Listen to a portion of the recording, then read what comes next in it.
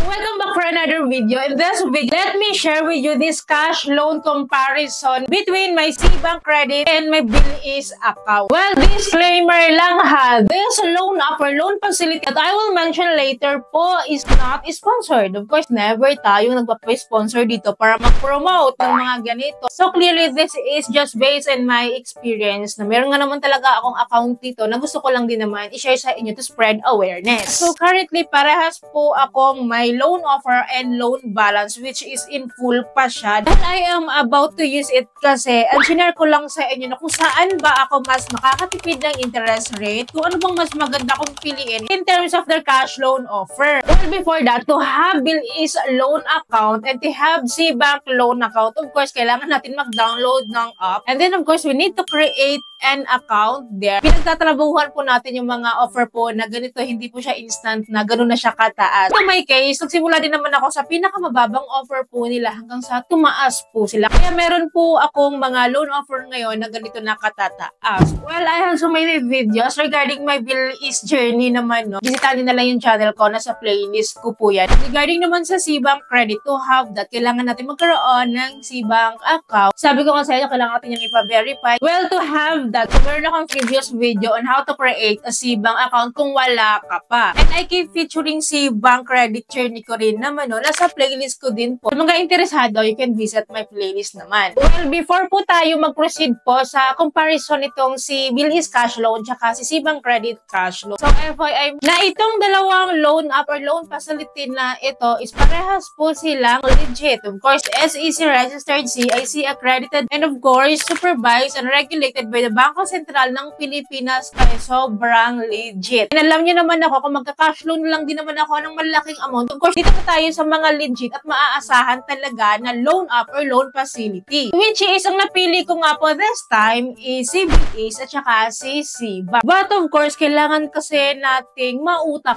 Ako personally, mabusisi talaga ako sa cash loan kung saan ako makakamura ng interest, kung saan convenient sa akin, saan ako makakatipid. Kahit pa ang diferensya niya ay 0.5%.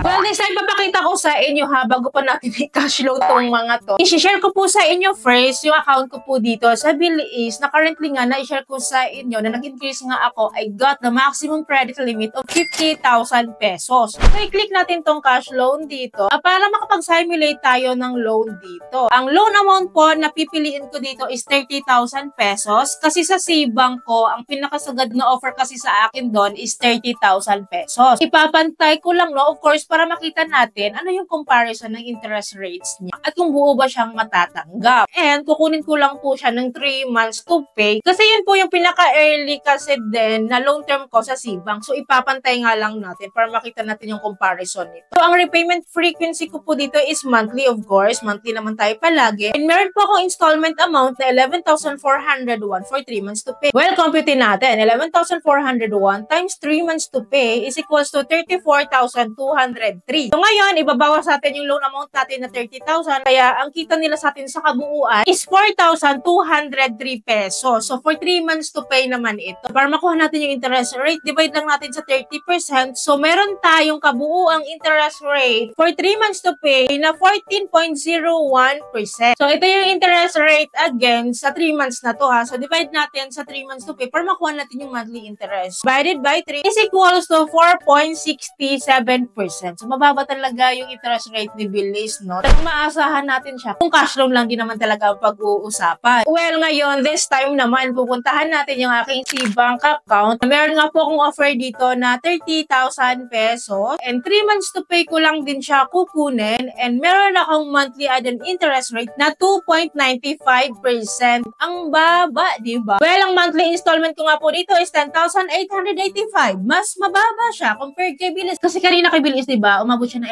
11,000 plus. So, itong si Cbank is medyo okay siya. But let's see muna. Dito sa baba nakalagay, yung marireceive ko na lang po is 29,943.29 pesos. So, clearly, hindi ko po buo siyang matatanggap. Pero ito kasi yung reason kung bakit hindi siya buong matatanggap. Dahil po dito sa documentary stamp tax worth 56.71 pesos and ang processing fee po natin is free. Pero okay na lang din naman sa akin guys kasi Kasi ang liit lang nito. Ano lang ba itong 56.71 pesos, 'di ba? Na maliit na portion lang talaga. 0.11% lang naman yung documentary stamp tax na ito. Napakaliit. At hindi natin masyadong ramdam, 'di ba? Though hindi nga siya buong matatanggap. Pero reasonable pa rin naman. Sabi ko nga sa inyo, ang liit lang na amount nito. Compared nga kay Bilis na buo natin matatanggap. Itong documentary stamp tax naman niya is one time lang naman yung binabawas since ito ay 3 months to pay naman. Well, balik tayo dito sa monthly installment niya na meron nga po akong monthly po na 10,885. Ngayon, times 3 months to pay na, ito yung total amount to pay ko. So, 32,655. Ang baba, guys. Lumalabas itong Cbank credit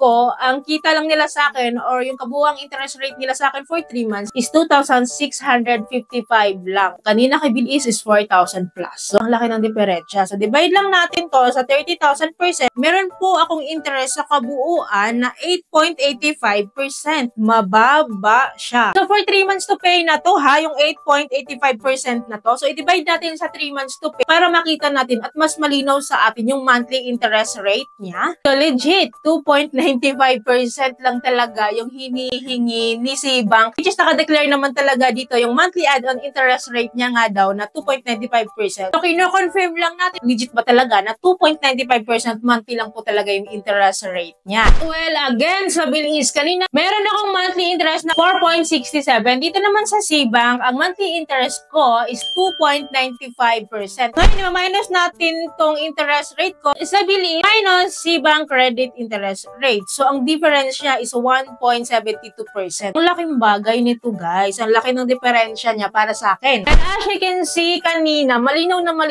talaga sa atin na mas pabor tayong utangan itong si Cbank Credit compared kay Bilis. Actually, this is my favorite loan facility na talaga, itong si Cbank Credit nga. Kasi bukod nga sa unang offer niya pa lang sa akin, 30,000 pesos agad ha. Ganito nga lang kababa yung interest rate. Anong early term niya is 3 months to pay. Meron din siyang long-term payment up to 12 months to pay. So, same naman with Bilis. Si Bilis naman, ang installment term niya is ang pinaka-early is 2 months to pay after 12 months to pay naman. Medyo mabigat nga lang tong interest rate ni Bilis compared nga kay Cbank. Pero maliit pa din naman kung tutuusin. Kahit naman si Bilis yung piliin natin, maliit pa din naman talaga yung interest rates niya Nasa 5% below lang. Well, pumapatol nga tayo sa mga loan up, di ba, na 7 days to pay na umabot ng 30 to 50% ang interest rate for 7 days, di ba? Pumapatol nga tayo dun. Ano pa kaya sa loan up na ito or sa loan facility na ito? Wala tayong question sa legitimacy nito na subok naman talaga na maaasahan. Well, anyway, sino sa inyo dito ang currently may Bilis loan offer at Cbank credit offer? Kumusta po yung mga interest rates nyo? Kumusta po yung experiences nyo? Paki-comment down below para aware po tayo dito. Well, at least na-share ko sa inyo yung comparison ng pa-cash loan po ni Bilis at pa-cash loan po ni Cbank credit. So, pareha silang maganda. May konting diferensya lang pero at least legit sila. Well, I encourage you po na ganun din yung gawin nyo. Kung meron ko yung mga loan up,